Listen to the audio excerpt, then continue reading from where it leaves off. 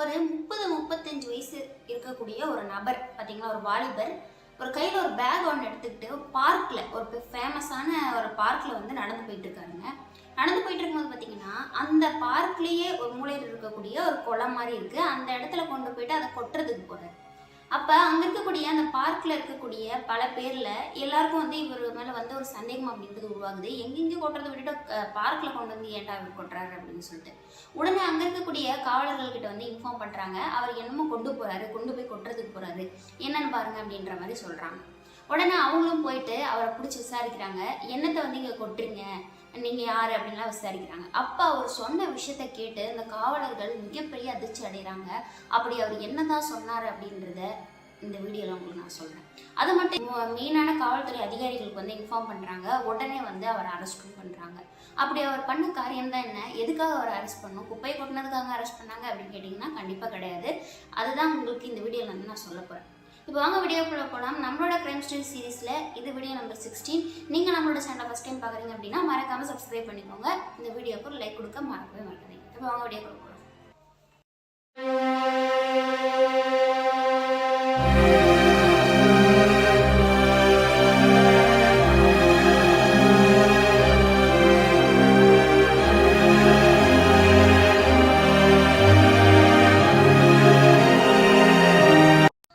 Japan நாட்டில் ஒரு ஸ்கூலில், உங்களுக்கு ஜப்பான் நாடை பற்றி தெரியும், எந்த அளவுக்கு இருக்கும், அங்கே இருக்கக்கூடிய நாடு அழகு எல்லாமே உங்களுக்கு தெரியும்.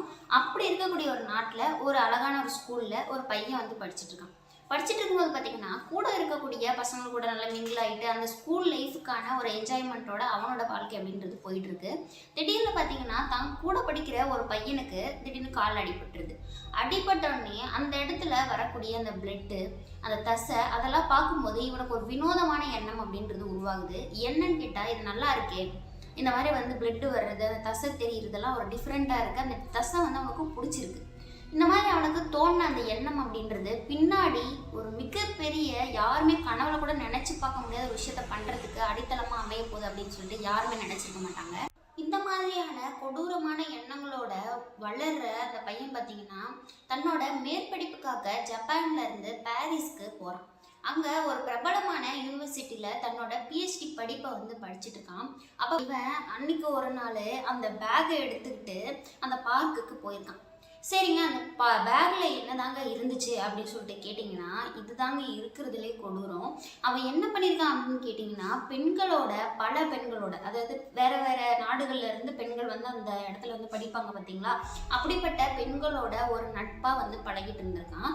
பழகிறது, அவங்கள வந்து வீட்டுக்கு கூப்பிட்டு போகிறது, அதுக்கப்புறம் திடீர்னு என்ன மைண்ட் செட்னு தெரியல, அப்புறம் வந்து சைலண்ட் ஆகிடுது, இந்த மாதிரியே இருந்திருக்கான். அதுக்கப்புறம் அவங்ககிட்ட பேசுறது இல்லை, இப்படியே நடந்துட்டு இருந்திருக்கு. அது நம்ம கதையில இவ்வளோ நேரமாக பார்த்துட்டு இருக்கக்கூடிய அந்த பையன் பேர் பார்த்தீங்கன்னா ஈசை சகவா. நம்ம வந்து சகவான்னு வச்சுக்கலாம், ஓகேங்களா? இது ஒரு ஜாப்பனீஸ் நேமு. நம்ம சகவான்னு சொல்லிட்டு நம்ம கதையில வந்து மெயின்டைன் பண்ணிக்கலாம். சகவா என்ன பண்ணுறான் அப்படின்னு கேட்டிங்கன்னா, தன்னோட பிஹெச்டி படிப்பில் கடைசி வருஷத்தில் இருக்கும்போது அவனோட ஜூனியர் ஸ்டூடெண்ட்டாக ஒரு பொண்ணு வந்து ஜாயின் ஆகிறான். அந்த பொண்ணு பேர் பார்த்தீங்கன்னா ரெனி, பிரான்ஸ் நாட்டை சேர்ந்த ஒரு அழகான பொண்ணு. இந்த பொண்ணு கூட வந்து இவன் மற்ற பொண்ணு கூட பழகிற மாதிரியே ரொம்ப க்ளோஸாக வந்து பழக ஆரம்பிக்கிறான்.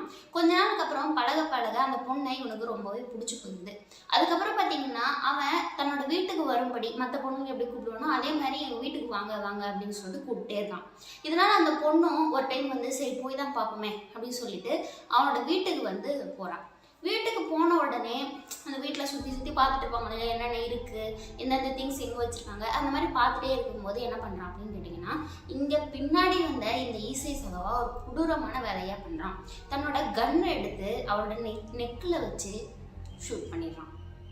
கன்னில் ஷூட் பண்ண உடனே அந்த பொண்ணு அதே இடத்துல துடிச்சு இறந்து போகிறான். அந்த பொண்ணு இறந்து போனதுக்கப்புறம் அந்த பொண்ணு கூட, அதாவது இறந்த காப்ஸ் கூட, ஓகேங்களா, இறந்த அந்த சடலத்து கூட தப்பான ரிலேஷன்ஷிப்பில் அவன் இருக்கான். அதுக்கப்புறம் பார்த்தீங்கன்னா அந்த உடம்பை துண்டுகளாக நறுக்கி அதை வந்து கிட்டத்தட்ட 3 நாளைக்கு மேலே கொஞ்சம் கொஞ்சமாக வச்சு சாப்பிட்டுட்டு இருந்திருக்காங்க. அதுக்கப்புறம் பார்த்தீங்கன்னா மிச்சம் இருக்கக்கூடிய பகுதிகளை தாங்க அந்த பேக்கில் போட்டு கொண்டு போய் டிஸ்போஸ் பண்ணுறதுக்கு போயிருக்கான். அப்போ தான் போலீஸ்கிட்ட அவன் மாட்டியிருக்கான். இவ்வளோ பெரிய கொடுமையான ஒரு விஷயத்த பண்ண அந்த சகோவா கொஞ்சம் கூட ஒரு கில்ட்டினஸ் ஃபீலிங்கே இல்லாமல் போலீஸ்கிட்ட தான் தான் பண்ணேன், தான் தான் இதெல்லாம் செஞ்சேன் அப்படின்னு சொல்லிட்டு கிளியராக அவங்ககிட்ட சொல்லவும் செஞ்சுருக்காங்க. அவன் என்ன சொன்னான் அப்படின்றத கேட்டுட்டு அங்கே இருக்க போலீஸ்க்கு என்ன சொல்கிறதுனே தெரியல, இப்படி ஒரு ஆள் இருப்பானா அப்படின்ற அளவுக்கு ஆச்சரியமாக பார்க்குறாங்க. போலீஸ் விசாரிக்க ஆரம்பிச்சதும் அவன் பல விதமான கொடூரமான விஷயங்களை வந்து சொல்கிறாங்க. ஃபஸ்ட்டு அவன் சொன்ன விஷயம் என்னன்னு கேட்டிங்கன்னா, தன்னோட சிறு வயசில் ஏற்பட்ட அந்த நிகழ்வை பற்றி சொல்கிறான். அதுக்கப்புறம் பார்த்திங்கன்னா அந்த தசை அந்த மேலே வந்து அவனுக்கு ஒரு ஆர்வம் அப்படின்றது உருவாச்சு அப்படின்னும், அதனால் அது எப்படி இருக்குன்னு டேஸ்ட் பண்ணி பார்க்கணும் அப்படின்ற ஒரு ஆசை இருந்ததாகவும் சொல்லியிருக்கான். சரி, இத்தனை பேர் வந்து நீங்கள் பழகிருக்கீங்க, அதிலெல்லாம் விட்டுட்டு ஏன் ரெனியை மட்டும் பர்டிகுலராக வந்து நீங்கள் கொன்னீங்க அப்படின்னு சொல்லிட்டு கேட்டதுக்கு அவன் சொன்ன காரணம் என்ன தெரியுங்களா? அதாவது தான் ரெனியை மீட் பண்ணுறதுக்கு முன்னாடி பல பெண்களை, அதாவது காலேஜில் தான் கூட படிக்கிற பெண்களாகட்டும், இல்லை வெளியே வந்து இந்த ஒர்க் பண்ணுவாங்க பார்த்தீங்களா, செக்ஸ் ஒர்க்கர்ஸ்ன்னு சொல்லுவாங்க பார்த்தீங்களா, அந்த மாதிரி பெண்களை வந்து வீட்டுக்கு கூட்டிகிட்டு வந்ததாகட்டும், அப்போல்லாம் வந்து நான் அவங்கள கொலை பண்ணுறதுக்கு போவேன். ஆனால் என்னன்னு தெரியல, எனக்கு அவங்கள கொலை பண்ணணுன்னே தோணலை, அவங்கள பார்க்கும்போது எனக்கு அந்த ஆர்வமும் வரல அப்படின்னு சொல்லியிருக்கான். சரி, ரெனியை மட்டும் ஏன் அப்படி பண்ணீங்க அப்படின்னு சொல்லி கேட்கும்போது, ரெனி ரொம்பவே நல்ல பொண்ணு, அது மட்டும் இல்லை ரொம்பவே கைண்ட் ஹார்ட்டடான ஒரு பொண்ணு, எனக்கு அதனால அவங்கள ரொம்பவே பிடிச்சிருந்துச்சி அப்படின்ட்டு சொல்லியிருக்கான். அது மட்டும் இல்லாமல் அவங்கள ஷூட் பண்ணதுக்கப்புறம் ஒரு நிமிஷம் வந்து நான் யோசிச்சிட்டேன், இல்லைனா நம்ம ஆம்புலன்ஸ்க்கு வந்து ஃபோன் பண்ணிடலாம் அப்படின்னு சொல்லிட்டு யோசிச்சிட்டேன். அதுக்கப்புறம் பார்த்தீங்கன்னா என் மனசாட்சி சொல்லிச்சு, நீ இதுக்காக தான் 32 வருஷமாக வெயிட் பண்ணிகிட்டு இருந்த, தயவு செஞ்சு அந்த தப்பை பண்ணிடாத அப்படின்னு சொல்லிட்டு சொல்லிச்சு. அதனால அந்த மாதிரி ஒரு கொடூரமான வாக்குமூலத்தை அவன் கொடுக்குறாங்க. அது மட்டும் இல்லாமல் அந்த பொண்ணு அதுக்கப்புறம் என்ன பண்ணேன், எப்படி வெட்டினேன், எப்படி சாப்பிட்டேன்றது கொண்டு சொல்கிறான். அது மட்டும் இசையை வந்து அவன் பச்சையாகவே சாப்பிட்ருக்கானாங்க. இருக்கிற மீட் வகைகள்லேயே மனித அந்த மீட் தான் வந்து ரொம்ப வந்து டேஸ்டியான ஒன்று, அதுவும் வந்து எந்த ஒரு ஸ்மெல்லும் இருக்காது, ரொம்பவே டேஸ்ட்டாக இருக்கும் அப்படின்ற மாதிரி காம்ப்ளிமெண்ட்டும் கொடுத்துருக்கானா. அவன் சொன்னதை கேட்டு அங்கே இருக்க போலீஸ்காரங்களுக்கு என்ன சொல்கிறதுன்னே தெரியலையாங்க. இத்தனை விஷயத்துக்கு அப்புறமும் நடந்த ஒரு கொடுமையான விஷயம் தெரியுங்களா, அவனுக்கு தண்டனையே கிடைக்கல. ஏன் அப்படின்னு சொல்லிட்டு கேட்டிங்கன்னா, அவன் பார்த்தீங்கன்னா அவன் ஜப்பானில் இருக்கும்போதே இன்சான்னு சொல்லக்கூடிய, அதாவது அங்கே இருக்க எல்லாமே மெடிக்கல் டெஸ்ட்லாம் அடிக்கடி பண்ணிகிட்டே இருப்பாங்க பார்த்தீங்களா, அதில் வந்து ஒரு அப்நார்மலான மென்டல் ஹெல்த்தில் இருக்கக்கூடிய ஒரு பையன் அப்படின்ற மாதிரி ஒரு ரிப்போர்ட் ஒன்று கொடுத்துருக்காங்க. அந்த ரிப்போர்ட்டை வச்சு பாரிஸில் அந்த 2 வருஷத்துக்கு அப்புறமா அவன் தப்பிச்சிடுறாங்க.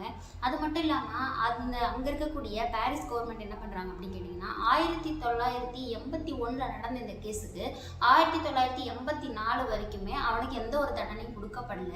அது மட்டும் இல்லாமல் ஒரு வருஷம் இந்த சைக்காட்ரிக் இருப்பாங்க பார்த்தீங்களா, அவங்ககிட்ட ட்ரீட்மெண்ட் எடுத்துகிட்டு நீங்கள் உங்கள் நாட்டுக்கு திரும்பலாம் அப்படின்ற மாதிரியும் சொல்லிடுறாங்க. அதுக்கப்புறம் அங்கேருந்து ஜப்பானுக்கும் அவன் போயிடுறான்.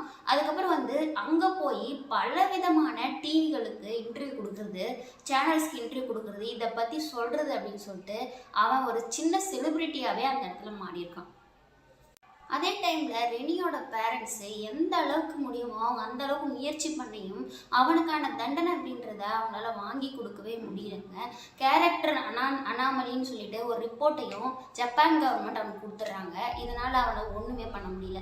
இதை நினச்சி அவங்க ரொம்பவே வருத்தப்படுறாங்க. தன்னோட பொண்ணுக்கான நீதி அப்படின்றது இந்த இடத்துல கிடைக்கல அப்படின்னு சொல்லிட்டு அன்பு காட்டினதுக்காகவும் பாசமாக இருந்ததுக்காகவும் ஒரு பொண்ணோட உயிர் அப்படின்றது அந்த இடத்துல வந்து பறிக்கப்பட்டிருக்கு.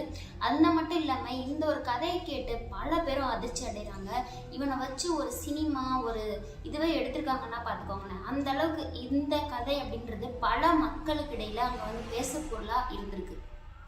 கோவா என்ன சொல்லியிருக்காரு அப்படின்னு கேட்டிங்கன்னா, தான் வந்து ஏன் அந்த மாதிரி ரெனியை வந்து பண்ணதுக்கு இன்னொரு ரீசனாக சொல்லியிருக்காங்க. எனக்கு வந்து ரெனியை ரொம்ப பிடிச்சிருந்துச்சி, அதனால் இப்படி பண்ணேன். அது மட்டும் இல்லாமல் என்னோடய லவ்வோட எக்ஸ்டென்ஷன் ரேட் தான், அதாவது என்னோடய லவ்வோட உச்சபட்சம் தான் நான் அவளை அப்படி பண்ணது அப்படின்ற மாதிரியும் சொல்லியிருக்காருங்க. இது கேட்குறதுக்கே ரொம்ப கொடுமையாகவும் ரொம்பவே எப்படி சொல்ல அருவருப்பாகவும் இருக்குது அப்படின்னு தான் நான் நினைக்கிறேன். இந்த மாதிரி மனித மீட்டு மேலே வரக்கூடிய ஆர்வம், அதை சாப்பிடணும்னு நினைக்கக்கூடிய எண்ணத்துக்கு பேர் வந்து கேனபாலிசம் அப்படின்னு சொல்லுவாங்க. இது ஒரு கண்டிஷன், ஒரு மென்டல் கண்டிஷன் வச்சுக்கோங்களேன். அந்த மாதிரி அவங்களுக்கு அந்த எண்ணம் அப்படின்றது உருவாகும். இது நாடுகளில், நீங்கள் ஒரு சில நாடுகள்னு இல்லைங்க, உலகம் ஃபுல்லாகவே பல இடங்கள் நடந்துட்டு இருக்கு. ஏன் நம்ம இந்தியாவில் கூட கேரளாவில் இந்த நரபலி வீடியோ பார்த்துருப்பீங்க. அதில் வந்து அவங்கள வந்து சமைச்சு சாப்பிட்டாங்க அப்படின்னு சொல்லி கேள்விப்பட்டிருப்பீங்க.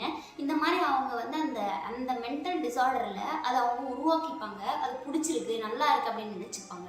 அதோட எக்ஸ்டென்ஷன் தான் ஒருத்தரை கொண்டு அவங்கள வந்து இந்த மாதிரி எடுத்துக்கிற அளவுக்கு போயிடுது அப்படின்றது தான் உண்மை.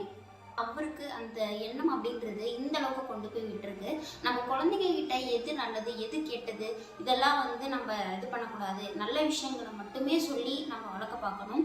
முக்கியமாக அவங்களுக்கு இந்த வைலன்ஸு, ஆடு வெட்டுறது, கோழி வெட்டுறது, அப்புறம் வந்து ஒரு சில விஷயங்கள்லாம் வந்து நம்ம டைரெக்டாக காட்டாமல் இருக்கிறது அப்படின்றது ரொம்பவே நல்லது. அதே மாதிரி குழந்தைங்க முன்னாடி வந்து சண்டை போட்டுக்கிறது அப்படின்றது எல்லாமே அவங்க மன ரீதியாக வளர்ந்ததுக்கப்புறம் பாதிக்கும். அதனால் அந்த மாதிரி தப்புகளை வந்து பண்ணவே கூடாது. நான் இப்போ சொல்ல வர கருத்து என்ன அப்படின்னு கேட்டிங்கன்னா, குழந்தைங்களுக்கு நல்ல விஷயங்களை மட்டுமே எப்போயுமே நம்ம கற்றுத்தரணும். குட் டச்சு, பேட் டச்சு, அதுக்கப்புறம் பார்த்தீங்கன்னா எது பண்ணணும் எது பண்ணக்கூடாது. அதே மாதிரி அவங்க முன்னாடி சண்டை போட்டுக்கிறது, அடிச்சுக்கிறது, ரத்தம் வர மாதிரி காயம் பண்ணிக்கிறது இதெல்லாம் பண்ணக்கூடாதுங்க. யார் மேலே நம்ம அன்பு வைக்கிறோம், நான் நிஜமாக லவ் பண்ணுறோமா, லவ் பண்ணால் அவங்க அன்பு வைக்கிறவங்க நல்லவங்களா அப்படின்றத தெரிஞ்சே லவ் பண்ணுங்கள். அதனால தான் பல விஷயங்கள் வந்து இப்போ உருவாகுது அப்படின்றத நான் சொல்கிறேன். நான் சொன்ன இந்த வீடியோ, இந்த கிரைம் ஸ்டோரி உங்களுக்கு வந்து ஏதோ ஒரு விதத்தில் யூஸ்ஃபுல்லாக இருந்துருச்சு அப்படின்னா கண்டிப்பாக நம்மளோட சேனலை மறக்காமல் சப்ஸ்கிரைப் பண்ணிக்கோங்க. இந்த வீடியோக்கு ஒரு லைக் கொடுக்க மறக்காதீங்க. சப்ஸ்கிரைப் பண்ணிவிட்டு அந்த பெல் பட்டனை கிளிக் பண்ணிக்கோங்க. அப்போ தான் நான் போடக்கூடிய வீடியோஸ் டக்குன்னு உங்களுக்கு வந்துகிட்டே இருக்கும். இன்னொரு கிரைம் ஸ்டோரியில் நம்மளோட சேனலில் நான் உங்களை வந்து மறுபடியும் பார்க்குறேன். வணக்கம்.